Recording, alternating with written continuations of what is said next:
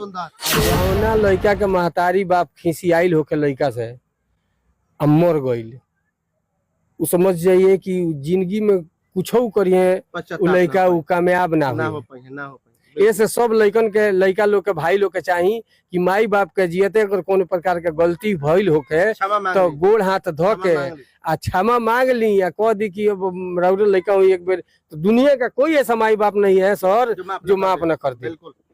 ये है एगो काम करे के चाहिए बेटा के अपना मातारी बाप के संग है जियते में पछतावा रह जाई। गीत के भाव लगता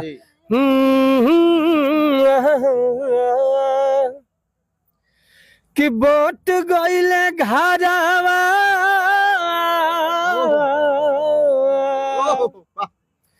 अरे बट गईले घरवा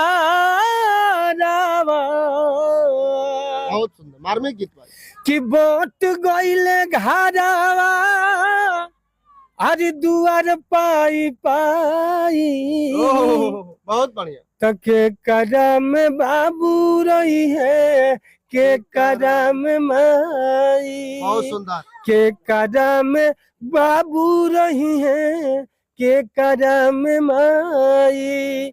सब हम अपने भाई लोग से कहे के चाहता नहीं जी जी कि नवरे महीना माई अरे रखली गर्भ में अब बबुआ के हंसावत रहली अरे दुख सुख सब में किए के माई से पैदा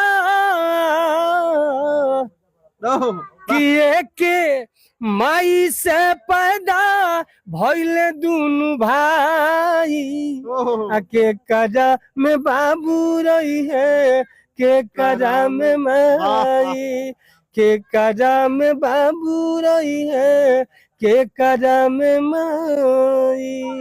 राजू भैया लाइन बाबा हम सुना दी कि कृष्ण बेधर दियाई अरे वही सोन जमाना अम्माई क्या गारी दी बेटा हो रोजान कि कृष्ण बेदर दियाई अरे वही सोन जमाना अम्माई क्या गारी दी अरे बेटा हो रोजाना राजू हो रसिया दुख अब न सहाई तके कदम में बाबू रही है के कदम में माई।